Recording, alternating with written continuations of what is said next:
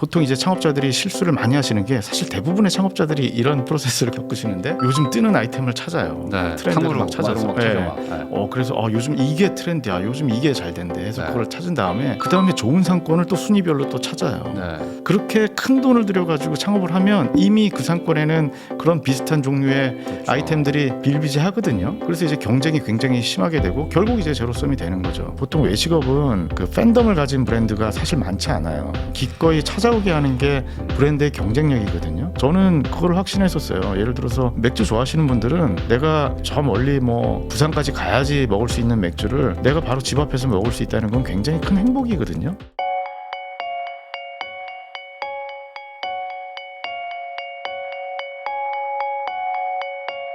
안녕하세요. 부익남TV의 부익남입니다. 제가 항상 투자보다 어려운 게 사업이다 이런 얘기도 하는데요. 그만큼 사업이라는 게 얼마나 어려운지 저도 이제 해보면서 느끼게 되거든요. 그러다 보니까 저는 이제 사업하는 분들한테 투자에 대해서 물어보거나 아니면 거기서 배울 부분이 분명히 있다고 생각합니다. 그래서 모셨습니다. 여러분들 많이 들어보셨을 텐데 생활 맥주 임상진 대표님 모시고 오늘 한번 사업에서 찾아보는 투자 이야기 나눠보도록 하겠습니다. 대표님 안녕하세요. 네, 반갑습니다. 네, 아니 또 이 책에 보듯이 지금 이 10평에서 시작해가지고 750억으로 네. 이 엄청난 사업을 또 일구신 거잖아요. 네. 근데 이게 정말 대단하신데 이게 몇 년 걸리신 거예요 지금까지? 지금 저희가 11년 차 맞이하고 있습니다. 11년 차. 네. 그러면은 진짜 이제는 뭐 완전히 자리도 잡고 이제 탄탄하게 지금 가는 회사가 된 거잖아요. 네, 뭐 아직도 뭐 도전 과제가 많이 있어요. 네. 그래서 아직도 해야 될 일들이 많이 있습니다. 네. 근데 이제 아마 이 시청하시는 분들이 나도 뭐 가봤는데 이렇게 얘기도 많이 하실 텐데. 네, 감사합니다. 근데 이게 네. 처음에는 당연히 작게 시작하고 그러셨을 네, 거 아니에요. 네. 이 첫 시작이 11년 전이면 네. 이 수제 맥주 그때는 잘 인기나 뭐 잘 개념이 없지 않았나요? 네, 완전히 초창기였어요. 완전히 초창기였고 수제 맥주를 접해 보신 분들이 거의 없었었죠. 그래서 사실은 그 시장이 거의 없는 시장이었는데 네. 이제 그래서 사실 더 할만하다고 생각을 했었습니다. 이게 약간 요즘에 우리 이제 투자하는 분들이 비트코인 같은 거 막 한 10년 전에 사면 좋겠는데 뭐 이런 생각 뭐 지나서 얘기하거든요. 네, 근데 모든 게 다 그렇지만 네. 시장이 없는 거에서 먼저 네. 딱 선점해서 들어간다는 게 네. 뭐 지나고 나서 보면 참 좋았겠다라고 하지만 그 당시만 해도 그게 네. 남들이 안 하는 이유가 있으니까 안 했을 거 아닙니까? 네, 사실 사업이 뭐 투자랑 다 비슷한 걸 텐데 두려움이 문제죠. 그리고 상당한 용기가 있어야 되는데 저는 그 수제 맥주를 접하고 나서 그 창업하기 전에 접하고 나서 사실 좀 충격받았거든요. 네. 이런 세상이 있다니, 이런 맛을 내는 다양한 그 종류의 맥주가 있다는 것에 사실 굉장히 충격받았어요. 사실 좀 획일화돼 있잖아요, 맥주 시장이. 그렇죠. 그래서 이런 사업은 분명히 사랑받을 수밖에 없다는 확신은 있었었어요. 뭐 성공을 확신한다기보다는 사람들한테 분명히 도움될 거고 사랑받을 수 있겠다는 확신은 있었습니다. 그러니까 맥주가 그때도 그렇고 뭐 지금도 마찬가지지만 네. 대부분 뭐 대기업 맥주 뭐 한두 개 정도만 먹고 네, 있는데 네. 그 당시에는 당연히 그런 것도 뭐 수제 맥주가 네. 없으니까 네. 야 여기서 기회를 보겠다. 근데 그 당시에 그럼 왜 사람들은 그걸 안 했나요? 왜 안 했는데 왜 대표님은 그걸 하려고 하신 거예요? 이게 저희도 지금 뭐 제일 그 저희 회사의 노하우라고 할 수 있을 텐데요. 네. 그 각 지역에 이제 산재에 있어요. 양조장들이 아주 복잡한 유통 구조를 가지고 있는데 그런 지역에 산재돼 있는 그 맥주를 다른 지역에 유통하는 시스템이 좀 복잡해요. 네. 그러니까 쉽게 들어오기가 쉽지 않은 시스템입니다. 그러니까 저희는 단순히 그냥 맥주를 받아서 파는 게 아니고 기획부터 뭐 제조도 같이 하고 있고요. 그리고 유통, 마케팅, 판매까지 저희는 A부터 G까지 다 그 관리 통제를 하고 있거든요. 네. 이제 이런 노하우들이 필요하기 때문에 사실 접근성이 그렇게 좋은 아이템은 아니에요. 누구나 할 수 있는 건 아니고 그리고 수제 맥주 특성이 관리 포인트가 굉장히 많이 들어가거든요. 뭐 제조도 중요하지만 유통 과정에서도 변수가 많이 생길 수 있고 또 판매하는 과정에서도 판매소에서도 문제가 생길 수 있어서 여러 가지 그 뭐 관리하고 뭐 어떻게 심사숙고해야 되는 것들이 상당히 좀 많이 있습니다. 예. 그거를 처음에 수제 맥주 먹어보고 야 이거 대박이다라고 했을 땐 모르셨어요? 네, 몰랐죠. 하면서? 지금도 사실 계속 배우고 있어요. 저희가 이렇게 복잡한 거야. 라는 걸 나중에 알게 되신 거구나. 사실 지금은 잘 성장하고 있지만 네. 다시 그때로 돌아가라고 하면 와 다시 할 수 있을까? 뭐 이런 생각은 많이 합니다. 야, 그러면 어쨌든 아이템을 이제 우연하게 이제 접하신 거예요. 네, 뭐 어디 네. 뭐 외국에서 드셔보신 건가요? 어떻게 하신 거예요? 그때 수제 맥주를 접할 수 있는 공간이 별로 없었었어요. 이태원이라든지 경리단에 그렇게 아주 희소한 맥주를 조금씩 모아서 파는 슈퍼 같은 게 있었거든요. 이제 거기서 슈퍼에서. 접했었던 거죠. 아, 굉장히 상당히 큰 충격이었어요. 그러면 그때는 이미 외식업을 하고 계신 상태였어요. 네, 아, 그때 이제 아이템이 하나 딱 떠오른 거네요. 네. 아, 제가 뭐 이런저런 외식업을 했었었는데 제가 치킨집도 했었었거든요. 네. 근데 치킨집에서 수익을 내는 것은 사실 치킨이 아니고 맥주라는 걸 알았어요. 아. 근데 매장형 치킨집이었는데 네. 그래서 이런 수제 맥주하고 접목시키면은 굉장히 좀 뭐 수익을 극대화할 수도 있고 사람들한테도 굉장히 새로운 그 즐거움을 줄 수도 있겠다 이런 확신을 가졌던 거죠. 근데 그러면 그 처음 시작이 그러면 네. 이렇게 아까 외식업을 하고 계셨다고 했으니까 뭐 네. 대규모로 돈을 투자해서 막 하는 네. 분들도 있을 텐데 시작을 되게 작게 하신 거잖아요. 굉장히 작게 했죠. 뭐 일부러 그러신 거예요? 아니면 뭐 그때 자금상 뭐 이렇게 할 수밖에 없었던 건가요? 자금 문제보다도 사실 그 지역이 좀 독특한 곳이었어요. 여의도였는데 여의도 상권이 딱 있거든요. 동여의도, 서여의도가 있고 밤에 불야성이 되는 상권이 딱 정해져 있는데 제가 발견한 그 매장은 사실 거의 10차선 도로를 건널목 멀리 돌아서 와야 되는 무걸리 집이었거든요. 무걸리라는 거는 아무도 이 상가에 들어올 임자인이 그렇죠. 없다는 제발 얘기거든요. 와주세요잖아요. 네. 그리고 망해 있는 꽃집이었어요. 꽃들도 다 죽어 있는. 저는 여의도 분들한테 이런 획일화된 여의도가 굉장히 보수적인 어떤 상권인데 여기에 이런 새로운 아이템을 선보이는 게 굉장히 가능성이 있다고 봤고 이제 그게 좀 적중을 했던 거죠. 야, 근데 이게 투자로 생각해봐도 이게 어찌 보면 저점 매수일 수 있는데 네. 이게 그 1층 밑에 지하실 있다고 망한 거 상가 인수해서 남들도 해보려고 했는데 안 되니까 무걸린 거잖아요. 네, 그러면 그렇죠. 그거에 대한 걱정이나 아니면 이걸 해결 네. 방법은 갖고 계셨던 거예요? 해결 방법이라기보다 일단 업에 대한 확신이 있어야 되고요. 그리고 기꺼이 찾아오게 하는 어떤 정체성이 굉장히 중요하다고 생각해요. 네. 저희가 직영점을 굉장히 많이 내고 있는데 반 이상은 거의 무걸리 매장이거든요. 그러니까 남들이 찾지 않는 곳에 매장을 낼 수 있는 거는 기꺼이 그 고객께서 찾아올 수 있다는 어떤 자신감인 거거든요. 네. 그러니까 대체제가 없는 거죠. 네. 저희 브랜드는 일반 맥주 브랜드랑 달리 그 수제 맥주를 그 취급하고 있고 어디에서도 드실 수 없는 어떤 음식들을 제공을 하고 있기 때문에 기꺼이 뒷골목이라도 이제 찾아오시는 거거든요. 그런 정체성, 경쟁력이 무엇보다도 중요하다고 생각합니다. 그게 사실 뭐 저도 공감이 되는 부분이 있는 게 네. 뭐 아무리 뭐 물론 뭐 제품만으로도 뭐 승부하는 분들도 네. 있겠지만 결국에는 이제 와줘야 되는 거잖아요, 사람들이. 네, 네, 그래서 네, 이제 맞습니다. 많은 분들이 이제 뭐 잘 차려놓고 뭐 내가 열심히 하면 언젠가 네. 알아봐주겠지 하지만 또 아까 네. 말씀하신 입지나 이런 거 안 좋아서 네. 안 되는 경우도 있는데 네. 그래도 이 수제 맥주라는 게 그 당시에 좀 약간 좀 생소한 거였다면 네. 어떤 뭐 홍보나 뭐 이런 걸 하셨을 것 같은데.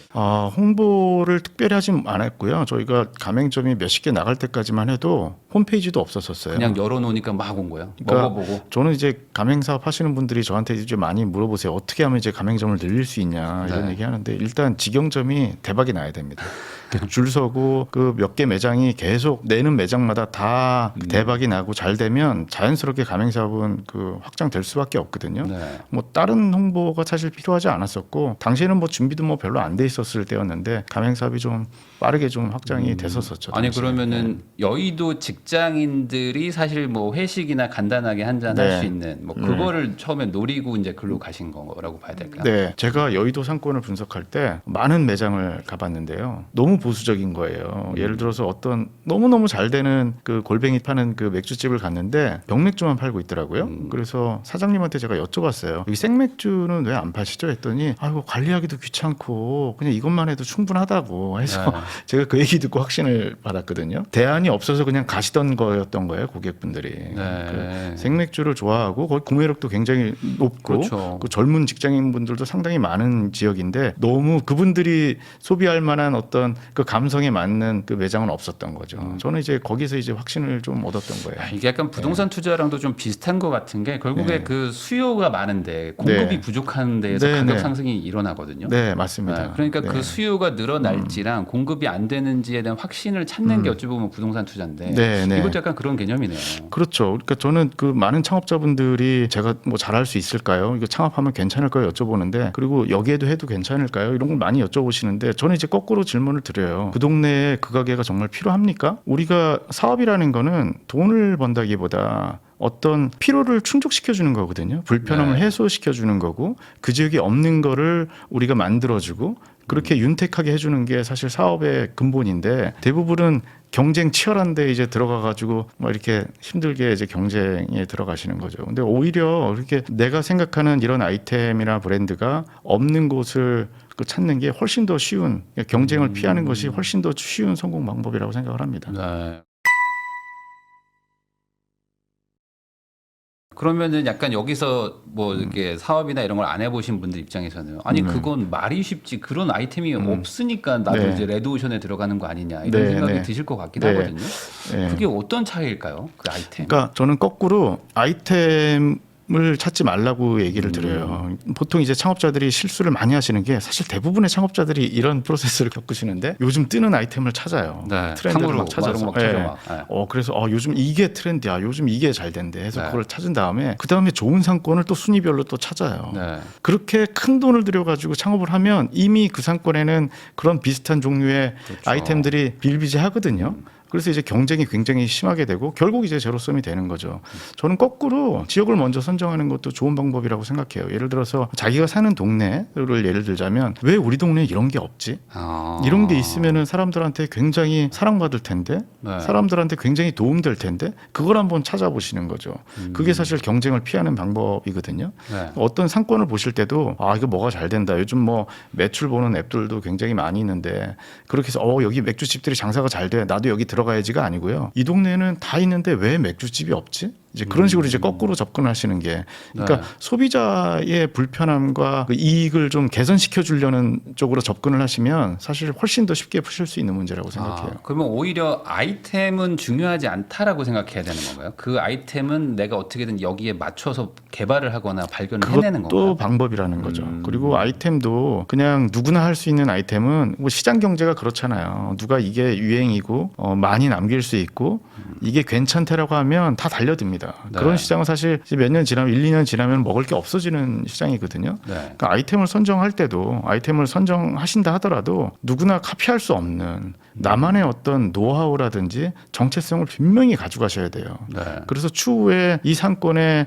그 다른 경쟁자가 들어온다 하더라도 나는 다른 이제 나만의 정체성을 계속 깊게 심화시켜가는 게 이제 사업을 고도화하는 이제 방법인 거죠. 그러면은 1호점을 10평으로 낸 거는 약간 네. 일부러 이렇게 전략적으로 이렇게 하신 거예요. 뭐 예를 들어 뭐 이렇게 줄을 쓰게 한다거나 뭐 이런 것들이 필요하다는 건가요? 뭐예요? 일부러 그런 건 아니고요. 부담이 없었었어요. 너무 작고 무걸리 매장이고 월세도 쌌고 여의도가 네. 월세가 되게 비싼 동네인데 거기는 괜찮았었거든요. 그래서 사실 부담도 없었었고 조금 작았지만 해볼 만하다고 생각했던 것도 있고요. 그리고 많은 창업자분들이 뭐 퇴직금 많이 받으시는 분들 계시지만 네. 사실 소자본으로 대부분 창업하시는데 이런 작은 가게를 차려서도 평생 먹고 살 수 있게 해야겠다라는 생각이 있었었어요. 저는 이제 프랜차이즈를 염두에 두고 사업을 시작했기 때문에 뭐 일본이나 다른 나라에 가보시면은 작은 가게가 몇십 년씩 이어지고 있는 가게들 굉장히 많잖아요. 네. 그 수요를 계속 만들어가는 게 되게 중요한 건데 사실 그런 면에서는 가게 크기가 그렇게 중요하지 않다고 저는 생각합니다. 뭐 크면은 직원도 많이 둘 수도 있지만 작으면 또 내가 직접 할 수도 있는 거거든요. 네. 사실 매출보다도 내가 얼마나 많은 이익을 가져가느냐가 사실 자영업자들한테 훨씬 더 중요하잖아요. 저는 10평 정도 되는 사이즈가 지금은 뭐 20평, 30평 매장도 상당히 많이 있습니다만은 이 정도 사이즈가 대부분의 일반적으로 창업을 처음 도전하시는 분들한테 이상적인 사이즈라고 생각을 했습니다. 창업 비용도 마찬가지고요. 네. 그러니까 제가 아까 방송 촬영 전에도 좀 잠깐 얘기를 나눴지만 말씀하시는 게 결국에는 이제 경쟁을 좀 피해서 먼저 잘 네. 시작해야 되는 거 얘기를 계속 해주셨었고 네, 또 맞습니다. 이제 말씀하셨던 게 이제 직영이 잘 되면 프랜차이즈는 잘 되는 것이다. 네. 그러니까 결국에 프랜차이즈를 염두에 뒀다는 거지만 핵심은 내가 우선 내 거 성공시키면 된다. 네. 그럼 알아서 네. 프랜차이즈 된다. 저는 이게 좀 와닿았거든요. 네, 사실 프랜차이즈라는 게 명확한 비즈니스 모델이에요. 가맹점주를 돈을 벌게 해주는 비즈니스거든요. 네. 그거는 뭐 이의를 제기하실 분이 없으실 거예요. 근데 대부분의 사업 구조가 본사 이익에 치중된 모델이 많았던 거예요. 뭐 안 그런 브랜드들도 많이 있지만 그렇다면 나도 이걸로 벌어본 경험이 있어야 되잖아요. 네. 내가 직영점을 해서 저희는 직영점이 무려 54개나 되는데도 매일 새로운 어떤 업데이트 개선해야 될 점들이 계속 생기거든요. 근데 내가 직영점을 안 해보고 이걸로 내가 돈을 많이 벌어보지 않은 상태에서 가맹 사업을 하는 것 자체가 사실 저는 문제가 좀 있다고 생각을 해요. 그래서 네. 직영을 일단 성공시키는 게 가맹 사업을 하는 첫 번째 단추라고 생각을 합니다. 그러면은 이제 이쯤 들으시면 아마 궁금하신 분들도 있을 것 같은데, 아니 여의도에 무걸리 구석에 있는 데다가 10평에 차렸는데 네. 딱히 홍보도 안 하시고 네. 그냥 잘 되셨다고 했잖아요. 아니 그러면 뭐가 있었을 거 아닙니까? 예. 맛이 좋았다. 결국에 이건가요? 아니 그 아까 말씀드린 것처럼 여의도 직장인분들한테는 다들 기다리고 있었나? 그냥 이게 오아시스 생기는 같은 매장이었던 아. 거예요. 저희는 위치적으로도 별로 안 좋은 데였는데 그냥 지나가다 한번 들렸다가 단골. 그러니까 이런 개념으로. 예, 지나가다가 보니까 미러볼이 돌아가고 있고 빨간 네온 사인에 여의도에서 흔히 보지 못했던 야. 이상한 독특한 매장이 있었던 거예요. 아니, 여의도는 되게 오래된 그런 노포 네. 같은 것들도 많잖아요. 지금도 별로 변화가 네, 없어요. 맞아요. 저는 그래서 여의도가 되게 좋은 상권이라고 생각을 하는 거거든요. 심지어 구매력도 좋아요. 그러니까요. 예. 돈도 진짜 많이 버시네. 예. 그러다 보니까 이제 자연스럽게 사람들이 오고 네. 이제 계속 이제 금방 잘 됐군요. 입소문이 났던 거죠. 야, 이거의 핵심은 결국에 경쟁을 피한 거, 그리고 어찌 네. 보면 남들이 별로 무관심하다는 약간 일종의 핫플레이스가 아닌 데서 네. 내가 했기 때문이네요. 네, 맞습니다. 다른 사업도 마찬가지인데 스타트업 보시면은 많은 스타트업들이 세상에 없던 새로운 아이템과 모델을 만들어내잖아요. 그래서 네. 투자를 유치하고. 근데 희한하게 똑같은 사업인데 외식업은 남들이 하던 걸 다 쫓아가는 경향들이 있어요. 외식업도 똑같은 사업이고 기업가 마인드를 가져야 된다고 저는 생각하거든요. 외식업에만 들어오시면은 이상하게 경쟁하려고 그러세요. 대부분 뭐 맛으로 승부를 보겠다, 경쟁에서 이기겠다. 사실 경쟁 안 하는 게 사실 답인 거거든요. 그렇죠. 다른 사업과 다 네. 마찬가지로. 근데 외식업에 들어올 때도 똑같습니다. 이 사업은 경쟁이 심화되는 순간 제로로 갈 수밖에 없는 거예요. 내가 나만의 정체성과 경쟁력을 가지고 어떤 상권에서 사람들을 굉장히 행복하게 해주고 이로움을 주는 거, 도움을 주는 거, 뭐 이런 원리로는 똑같은 사업이라고 봐야 되거든요. 근데 네. 똑똑하신 분들도 외식업계에 들어오시면은 그걸 다 잊으시는 것 같더라고요. 잘 아시는 분들도. 뭐 제로 투원 뭐 이런 책에도 보면 네, 경쟁을 네, 네. 무조건 피해야 된다. 네, 맞습니다. 독점을 해야 된다. 네, 어떻게든. 맞습니다. 그 독점을 약간 좀 부정적으로 받아들일 수도 있는데 이제 그 책에서 말하는 독점은 월등한 전문성이에요. 네. 경쟁력이에요. 네, 네. 그래서 어쩔 수 없이 이제 독점할 수밖에 없는 거죠, 시장을. 누구도 따라오지 못하는 경쟁력을 가지게 되는 거니까요. 네. 외식업도 마찬가지라고 생각합니다. 그러면은 이거 이제 1호점 내시고 나서 네. 분명히 당연히 이거 잘 되네 하면은 네. 이제 경쟁자들이 생기려고 했었을 텐데 네. 어떤 뭐 그거를 어떤 격차를 벌렸다거나 네. 아니면 어떤 그걸 피해갈 수 있었던 방법이 있었을까요? 그 저희와 비슷한 업종의 브랜드들이 많이 생겼었는데 지금은 사실 코로나 지나면서 사실 거의 다 사라졌고요. 사실 저희하고 2위 업체하고는 큰 차이가 있었어요. 그러니까 네. 저희 사업 방식은 다양성을 공급하는 방식이었거든요. 보통 이제 프랜차이즈가 전용 상품이나 필수 품목을 강제하는 시스템인데 다양한 그 라인업을 가지고 점주님들이 이제 선택할 수 있게 하고 계속 바꿀 수 있게 하는 시스템이었거든요. 근데 다른 경쟁자분들은 자기가 만든 맥주만 팔게 하는 방식으로 시장을 확장하려고 했었어요. 그래서 주류는 뭐 술 드시면 아시겠지만 다양성을 좋아하세요. 그렇죠. 와인도 네. 내가 좋아하는 와인이 있다고 와인셀러에 똑같은 와인 꽉 채워놓지 않잖아요. 맥주도 마찬가지거든요. 그러니까 다양성을 공급하는 게 아까 처음에 말씀드린 것처럼 굉장히 좀 복잡한 유통 시스템과 손이 많이 가는 좀 귀찮음은 있지만 소비자들한테는 굉장히 좋은 혜택을 드리는 거였어요. 근데 다른 브랜드들은 그렇게 안 했던 거죠. 자기가 직접 만든 것만 팔 수 있는 방식으로 이제 확장을 하다 보니까 한계에 금방 뭐 봉착할 수 있었다고 생각합니다. 근데 그게 안 한 것도 있겠지만 못 하는 것도 있는 게 그쵸. 그렇게 하면 당연히 네. 로스도 커지고 뭐 네. 손실도 크고 할 테니까 네. 비용 대비 효율을 생각했던 거 아닐까? 뭐 그럴 수도 있습니다. 근데 일단 사업하시는 분들 다 마찬가지겠지만 소비자한테 이게 유익한가 도움이 되는가를 먼저 생각해야 되거든요. 네. 저는 그걸 확신했었어요. 예를 들어서 맥주 좋아하시는 분들은 내가 그 지역에 저 멀리 뭐 부산까지 가야지 먹을 수 있는 맥주를 내가 바로 집 앞에서 먹을 수 있다는 건 굉장히 큰 행복이거든요. 그런 지역의 소규모 양조장의 맥주를 소개하는 것 자체가 굉장히 축복입니다. 맥주 좋아하시는 이제 맥덕이라고 얘기를 하는데 저희는 그게 경쟁력이라고 생각했고 네. 그게 큰 혜택이라고 생각했기 때문에 그걸 할 수밖에 없었던 거죠. 어찌 보면 약간 찐팬들 만드는 네, 그런 네. 구조로 가신 거네요. 네, 저희는 페르소나가 맥덕이거든요. 네. 맥덕 분들이 많을 것 같은데 좋아하는. 그런 분들. 예. 예, 저희는 그게 굉장히 중요하다고 생각해요. 보통 외식업은 그 팬덤을 가진 브랜드가 사실 많지 않아요. 그러니까 보통 내가 외식업을 성공시켜야지 하면 뭐 강남역이나 유동인구가 굉장히 많은데 비싼 권리를 주고 가면 성공할 것이라고 생각하는데 사실 그걸 팬이라고 얘기하기는 좀 힘들 거예요. 네. 그렇게 지나다가 들어오는 분들, 워크인 고객들도 상당히 중요하지만 아까 말씀드린 것처럼 기꺼이 찾아오게 하는 게 브랜드의 경쟁력이거든요. 정체성이고 이제 그걸 강화하는 게 사실 위기를 좀 극복할 수 있는 굉장히 중요한 요소라고 그러면 생각합니다. 그게 약간 코로나 때 다른 경쟁자들이 좀 무너질 네. 때 버텼던 원동력이 됐던 걸까요? 그것도 도움이 됐고 저는 그래서 맥주 브랜드도 배달 시장에 진입을 해야 된다고 생각했는데 저희 치킨이 굉장히 맛있거든요. 네. 근데 저희가 맥주라는 간판을 달고 그런 배달 플랫폼에 입점을 하니까 맥주집에서 치킨을 안 시키는 거예요. 뭐 당연하겠죠. 그렇죠. 이름에서 네. 치킨 먹기가 쉽지 네, 않죠. 그래서 네. 저희가 점주님들을 위해서 샵인샵 브랜드를 만들었어요. 치킨 브랜드를. 네. 그래서 기존에 있었던 치킨과 사이드 메뉴를 좀 더 강화해서 배달 시장에 들어가실 수 있게끔 뭐 생활치킨이라는 브랜드를 만들었어요. 그거를 2017년부터 저희가 계속 해왔는데 이제 20년에 코로나가 터지면서 그게 아주 신의 한 수가 됐던 거죠. 그러네요. 오히려 그때 네. 그게 없었으면 그냥 오프라인 매장 다 망했을 수도 있는데. 그렇죠. 예. 그래서 당시 코로나 터졌을 때 다들 이제 배달 시장에 뛰어들었는데 뭐 갑자기 뭐 시장 활성화가 되나요?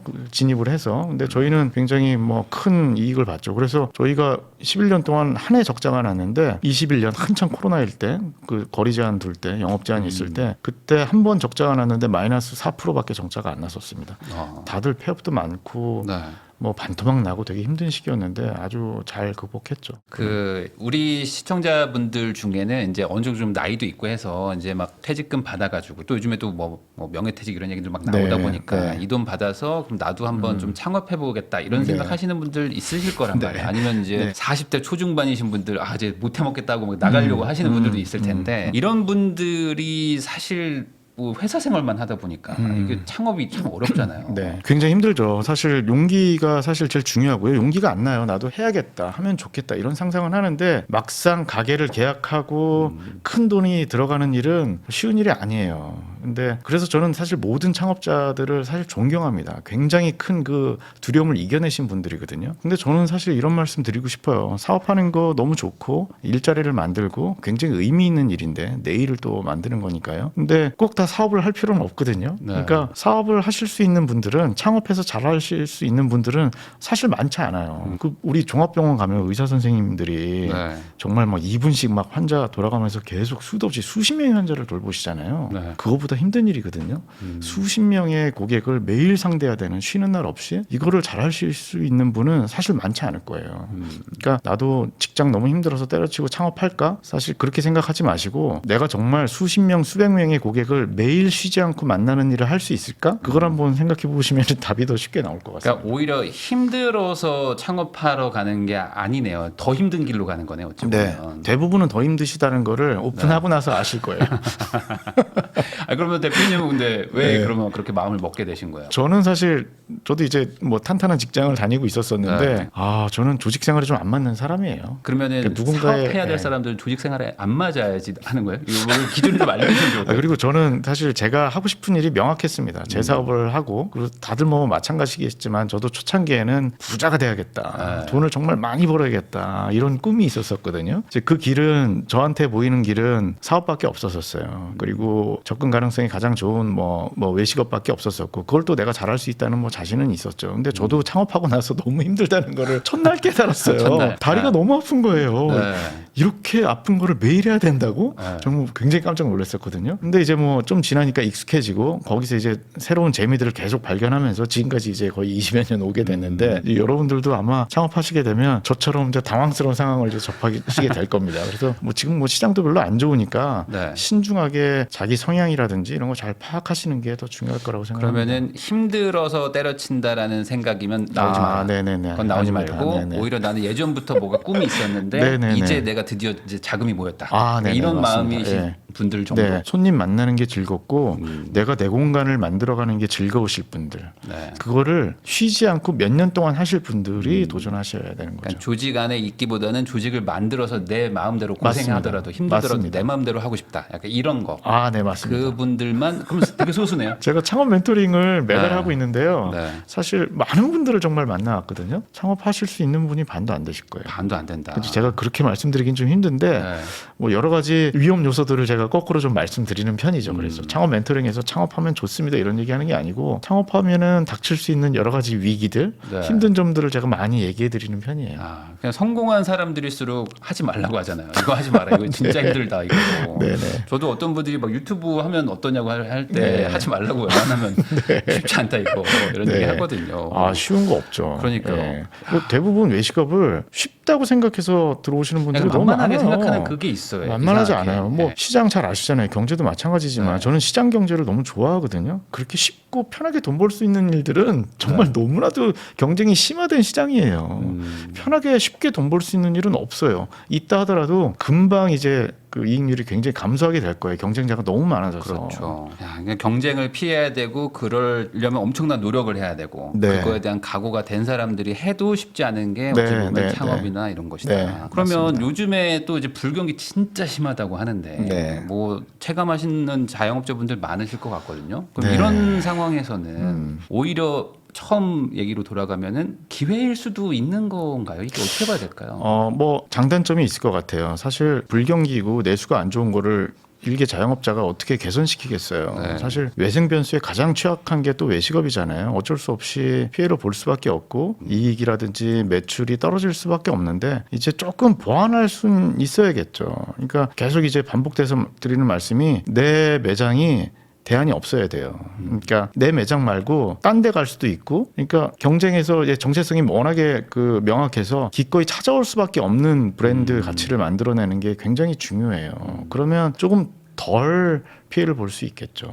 공급이 부족한 데에서 수요가 높아지는 거에서 네. 이제 시작을 해라. 이거는 네, 이제 네. 모든 투자 창업 다 이제 관통하는 얘기인 것 네. 같습니다. 맞습니다. 제가 이 책에서 이제 하나 여쭤보고 싶은 게 있는데 그 트렌드를 이해하는 것하고 편승하는 게 다르다. 뭐 이런 내용이 있어요. 이게 네. 뭐 어떤 의미로 말씀하시는 건지. 네, 뭐 연말 연초에 뭐 트렌드 강의들 굉장히 많이 들으시고 네. 트렌드 책들 굉장히 많이 나오는데 사실 트렌드는 뭐 굉장히 잘 파악하고 있어야 되고 잘 활용해야 되지만 그거는 마케팅 툴로서 활용을 하셔야 돼요. 특히 외식업에서는 내가 뭐 1년 장사할 거면 1년 사업할 거면은 트렌드를 쫓아가서 바짝 버시면 될 텐데 사업은 지속 가능한 게 무엇보다도 중요하거든요. 뭐 1, 2년 하는 게 아니고 4, 5년 계속 성장할 수 있는 사업을 하셔야 되는데 트렌드는 마케팅 요소로 활용하시는 게 맞습니다. 트렌드를 따라서 사업에 투자하는 거는 너무 위험한 일이에요. 그러니까 예를 들어 유행하는 어떤 아이템에 네, 막 들어간다 이런 네. 걸 말씀하시는 거죠. 그러면은 내후년에는 어떻게 해야 되겠어요? 또 트렌드가 바뀌면 내 사업이 어떻게 될까요? 트렌드에 따라서 사업을 투자하지 마시고 트렌드를 주시하시고 아시되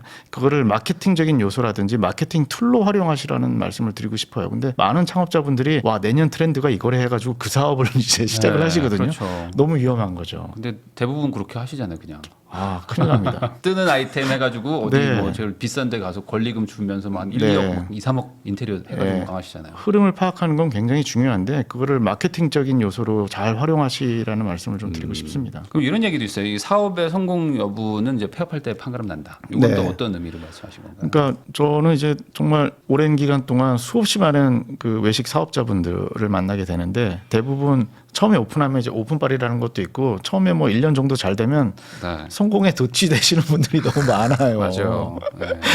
사실 좀 전에 말씀드린 것처럼 사업은 지속 성장하는 게 중요한 거거든요. 계속 신규 고객이 유입이 되고 계속 지속되는 게 중요한 건데 외식업은 사실 그렇지 않잖아요. 네. 외식업 브랜드의 생명력이 굉장히 짧아요. 평균 뭐 3점 몇 년이라고 그러거든요. 그 지속 가능하게끔 비즈니스 모델을 계속 뭐랄까요 발전시키고 개선시키는 게 굉장히 중요한 건데 초반 성공에 도취돼 가지고 개선하지 않고 그냥 바로 이제 편한 삶을 추구하시는 분들이 굉장히 많아요. 이제 그런 분들은 이제 매출이 떨어지게 돼서 와, 안 되겠다 싶어서 매장을 팔게 될 때 결국은 내 투자금을 회수 못 하시거든요. 인테리어비도 뭐 큰 돈이 들어가셨을 거고 권리금도 크게 들어가셨을 건데 내 매장이 수익이 안 나고 매출이 크게 하락을 했다면 아무도 그 매장을 사지 않죠. 저희가 네. 무권리 매장을 산 것처럼. 그렇게 되면 그동안 번 게 아닌 거예요. 내 투자금을 천천히 쓰면서 살아왔던 거죠, 몇 년 동안. 네. 굉장히 불행한 결말을 낳는 거죠. 성공한 외식업이라는 거는 내가 영업을 하면서 버는 것도 중요하지만 폐업할 때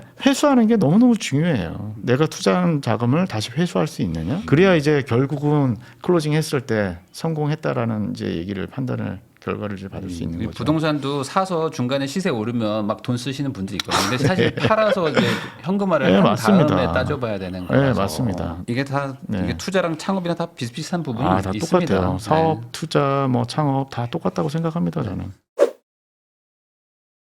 그러면은 이런 질문 한번 드려보겠습니다. 이제 많은 그 성공한 분들이 이 받는 질문일 수도 있어요. 왜냐면 이 시청하시는 분들이 이제 사회 초년생이신 분들도 있고 뭐 이제 뭐 창업을 고민하시는 분들도 있는데 이런 분들이 이제 성공을 했으니까 이런 얘기를 하지. 다시 만약에 과거로 돌아가면 어떻게 하냐. 이게 더 이분들한테는 더 중요한 도움되는 얘기일 수 있잖아요. 네. 그래서 뭐 예를 들어 뭐 지금 30대로 막 다시 돌아갔다. 그러면은 나는 어떻게 어떤 아이템 뭐 어떻게 시작을 할까? 뭐 이런 거에 대한 좀 얘기도 해주시면 좋을 것 같습니다. 제가 30대 초반에는 직장을 다니고 있었었는데 만약에 다시 돌아가게 된다면 더 빨리 사업을 시작했을 것 같아요. 직장을 좀 오래 다닐 필요가 없나요? 제 성향이 맞는 거죠. 저는 사업이 워낙에 잘 맞는 사람이고 더 빨리 사업을 시작했을 것 같고 지금 겪었던 시행착오를 훨씬 더 개선해서 더 좋은 사업을 또 할 수 있지 않았을까? 뭐 이런 생각을 하게 되네요. 그러면은 이제 만약에 돌아갔어. 그럼 네. 회사 그만뒀어. 그럼 이제부터 첫 스텝이 뭡니까? 나 뭐 해야 돼요 이제? 저는 일단 상권을 많이 보러 다닐 거고 사람들한테 필요한 게 뭔지를 찾을 것 같아요. 네, 그 당시에 사람들한테 필요한 게 뭔지, 어떤 게 도움될지 외식업으로 한정 짓자면은 예를 들어서 우리나라에 왜 이런 게 없지? 해외에는 분명히 검증된 아이템이고 이게 꾸준히 성장하는 산업인데 왜 우리나라에는 이런 게 없지? 이런 거 먼저 찾아볼 것 같아요.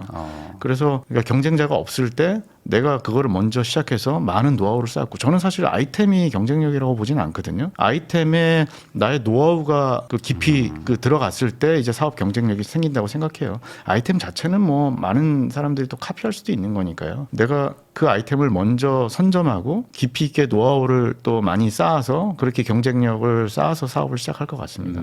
아니 그러면 이제 저도 궁금한 부분인데 네. 수제 맥주를 이제 딱 찾으신 거예요. 이게 있으면 네. 좋겠다. 네. 근데 수제 맥주를 만드시는 법은 모르셨을 거 아니에요. 네, 지금도 못 만드요 요거 어떻게 해결하는 거예요? 요거 처음 그 첫 단계. 나 이거 하면 좋겠다. 근데 이게 나 할 줄 모르는데. 저도 사실 맥주를 만들었었는데 다 네. 버렸거든요. 정말 안 돼요? 이게 뭐지? 발효도 오래 시키고 몇 주 동안 만들었는데 다 버렸어요. 버리는데도 힘들더라고요. 칼칼칼칼 버리는데. 이렇게 해서는 내가 할 수 없다는 거를 바로 알았고요. 바로 빠른 포기를 했습니다. 전문가들이 내 사업에 참여하게끔 하는 게 훨씬 중요하다고 생각했어요. 뭐 세상에 유명한 창업가들, 성공한 창업가들이 자기가 그걸 다 직접 하지는 않거든요. 뭐 일론 머스크도 마찬가지고 그렇죠. 무슨 네네. 뭐 스티브 잡스도 마찬가지잖아요. 자기가 직접 엔지니어가 되지 않아도 충분히 할 수 있는 방법은 있습니다. 생활 맥주가 지금까지 성장했던 거는 많은 그 파트너들이 저희 사업에 참여해서 같이 성장했기 때문인 거거든요. 그러니까 꼭 내가 그걸 잘해야 된다 해야 성공할 수 있다고 저는 생각하지는 않아요. 그러면 맥주 버리시고 바로 수제 맥주 만드는 양조장 가신 거예요? 네, 매주말 찾아다녔어요. 지방까지. 아, 그래서 저희랑 같이 일해보자. 네. 저희하고 독특한 맥주를 한번 기획해서 만들어보자. 그 초반에는 이제 매장도 없었고 매출도 얼마 안 됐기 때문에 설득하는 게 굉장히 좀 힘들었었는데 네. 조금씩 만들어가면서 지금도 그때 파트너분들이랑 아주 좋은 관계를 다 유지하고 있죠. 결국에 이 사업이라는 게 본인의 어떤 능력도 중요하지만 조합을 잘 네. 하고 그 조합이 떨어지지 않게 잘 유지하는 것도 네. 중요한 것 같긴 네. 해요. 그게 바로 간절함이 아닌가 싶습니다. 그러니까 결국에 아이템이 중요하지 않다는 거는 세상의 아이템을 어떻게든 해결할 방법은 많다. 사람들은 분명히 있다. 네네네 맞습니다. 그 제가 아는 분도 뭐 이렇게 요리 전혀 못 하시는데 음식점 많이 하시고 하시는 예, 분들 저도 있거든요. 사실 요리 잘 요리 못하고 싫어하는데 막 요리 예. 음식점 하고 맞아요. 저도 미식가는 아니거든요. 근데 뭐 잘할 수 있는 방법은 얼마든지 있다고 생각합니다. 그렇군요. 그거보다 오히려 본인이 얼마나 더 열심히 하고 막 의지가 있고 이런 게 더 맞아요. 중요한 저는 성공하시는 분들 보면 공통점이 있어요. 뭐 1000명한테 물어보면 성공하신 분들한테 물어보면 1000가지 성공 비결이 나올 거예요. 근데 한 가지 공통적인 거는 굉장히 간절하고 의지가 강하시다는 거거든요. 뭐 그런 간절함하고 의지만 있으면 뭐 내가 직접 하지 못하더라도 얼마든지 길이 또 열려질 수 있다고 생각을 합니다. 네, 그러면 마지막으로 저희 채널은 이제 뭐 재테크를 기반으로 해가지고 이제 좀 성공하고 싶다 이런 분들이 많이 보시는데 네. 어찌 보면 이제 더 빠른 길을 가신 거죠. 이 사업이라는 거는 투자보다 더 빠를 수 있으니까 그래서 이 길을 가서 또 성공도 하셨는데 우리 시청자분들한테 마지막으로 뭐 한마디 해주실 수 있는 게 있을까요? 네, 뭐 저도 사실 부자를 꿈꿔왔고 지금도 열심히 한 걸음 한 걸음 이제 나아가고 있는 사람인데 저는 그게 중요한 것 같아요. 뭐를 해서 부자가 되느냐 사실 그건 중요하지 않은 것 같아요. 아까 말씀드린 것처럼 뭐 직장 생활하면서도 얼마든지 부자가 될 수 있고 사업을 해서도 아니면 내가 아티스트로서도 성공할 수 있고요. 방법은 정말 수만 가지가 될 수 있을 것 같아요. 근데 한 가지 공통점은 그건 것 같아요. 꿈을 가지고 있느냐? 저는 그 후배들한테 이런 얘기들 많이 하거든요. 미래에서 지금을 상상하라고. 그러니까 꿈을 이루고 싶다는 어떤 간절함도 되게 중요한데 이루어졌을 때를 상상하고 지금을 한번 다시 설계해 보는 거예요. 내가 그게 됐을 때 내가 만약 그런 사람이 된다면 지금 내가 뭘 하고 있을까? 그러면 좀 더 용기 있게 한 걸음씩 나아갈 수 있거든요. 저도 사실 그랬던 케이스고 저는 글로벌 맥주 브랜드를 만들겠다는 어떤 너무나도 원대한 포부가 있었고 지금도 가고 있는 중인데 그렇기 때문에 지금까지 해왔던 일들을 좀 과감하게 할 수 있었던 거거든요. 그래서 좀 꿈을 가지고 그게 이루어졌을 것을 상상하면서 미래에서 지금을 상상하는 방식 그게 부자가 되는데 조금 도움이 되는 팁이 아닐까 그런 생각을 합니다. 그리고 내가 이루고 싶은 목표를 실제 이뤘다고 생각하고 네. 역산을 해봐라. 네, 명확히 꿈꾸는 게 되게 중요할 것 같아요. 그러면 현재 내가 해야 되는 일들이 완전히 달라질 수 있거든요. 많은 사람들이 흘러가는 대로 살잖아요. 네. 그러다 보면 이제 도착한 곳이 내가 원하던 곳이 아닌 거예요. 열심히 헤엄쳐야 되는 건데 어느 방향으로 가야 될지를 알아야 되는 건데 명확한 꿈과 그런 이상이 없다면 사실 쉽지 않은 일인 거죠. 말씀해주신 게 어찌 보면은 이제 투자랑도 맞고 어찌 네. 보면 인생을 잘 사는 방법의 네. 어떤 그 네. 해답인 것 같기도 네, 합니다. 맞습니다. 지금까지 생활맥주 임상진 대표님 모시고 이제 뭐 사업으로 성공하신 게 결국에 저는 이제 투자로 많이 좀 이어지는 것 같거든요. 그래서 이런 것들이 아마 지금 시청하시는 분들도 요걸 좀 하나씩 좀 더 그 한 칸씩 넓혀 보시면 이어진다. 뭔가 좀 통하는 게 있다라는 생각도 좀 들었을 것 같습니다. 네. 귀한 시간 내주셔서 시청해 주셔서 다시 한번 감사하다는 말씀 전하면서 저도 대표님하고 인사 나누겠습니다. 오늘 나와 주셔서 감사드립니다. 감사합니다.